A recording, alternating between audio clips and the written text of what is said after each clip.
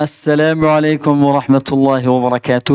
وعلیکم السلام ورحمۃ اللہ وبرکاتہ۔ الحمدللہ پچھلے کلاسوں میں ہم نے تختی نمبر 7 جو کہ کھڑی حرکات ہیں ان کے بارے میں بتا چکے ہیں اور کھڑی حرکات کے تعارف کروا چکے ہیں کہ کھڑی حرکات کی کتنی قسمیں ہیں اور کھڑی حرکات کو کیسے پڑھنا ہے اور کھڑی حرکات کے اندر را کے کیا قاعدے ہیں۔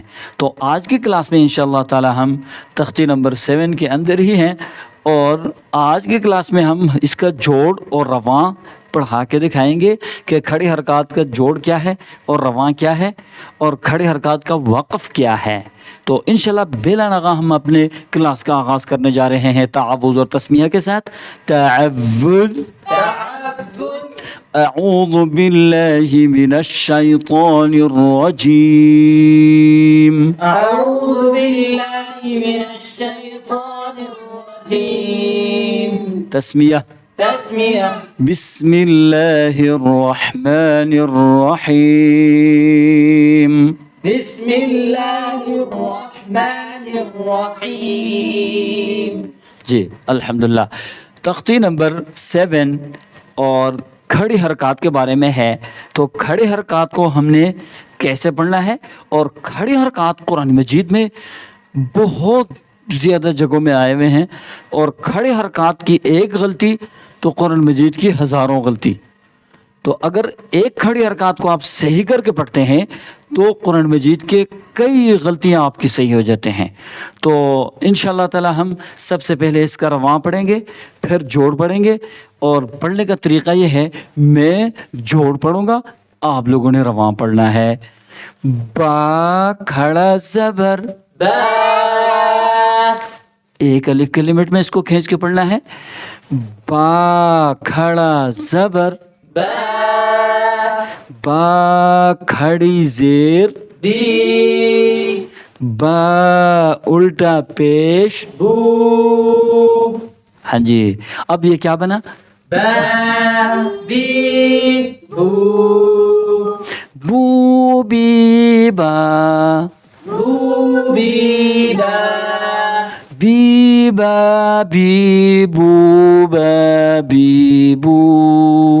بی، با، بی، بو، با، بی، بو۔ یہ اس کی پریکٹس ہے، اس کو آپ بار بار کریں گے تو پڑھنا آپ کے لیے آسان ہو جائے گا۔ لام کھڑا زبر، لا، لام کھڑی زیر، لی، لام الٹا پیش، لو، اب کیا بنا؟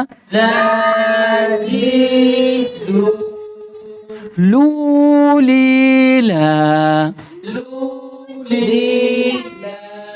اس میں بیلنس ہونا چاہیے، ایسا نہیں کہ لا کو زیادہ لمبا کیا، لی کو اس سے شارٹ کیا، پھر لو کو اس سے لمبا کیا، ایسے نہیں ہونا چاہیے۔ یہ کیسا ہونا چاہیے کہ لا اور تینوں کی لمٹ ایک الف کے برابر ہونے چاہیے۔ اس چیز کا بڑا دھیان رکھنا ہے کہ سارے لفظوں کے جو لمٹ ہے وہ ایک انداز سے اور ایک ہی لمٹ میں کھینچ کے آپ لوگوں نے پڑھنا ہے۔ اور یہ لا جو ہے یہ ہر وقت اس کو باریک کر کے پڑھنا ہوتا ہے۔ لا کو بھی باریک پڑھیں گے، لی کو بھی باریک پڑھیں گے اور لو کو بھی باریک کر کے پڑھنا ہے۔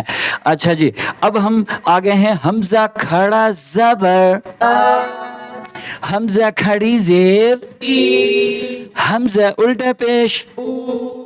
ایک آپ کے پاس اوریجنل حمزہ ہے کہ یہ حمزہ ہے، ایک الف کے اوپر زبر آ جائے وہ حمزہ، الف کے اوپر کھڑا زبر آ جائے وہ بھی حمزہ، الف کے نیچے کھڑی زیر آ جائے وہ بھی حمزہ اور الف کے اوپر الٹا پیش ہو اس کو بھی ہم حمزہ پڑھتے ہیں۔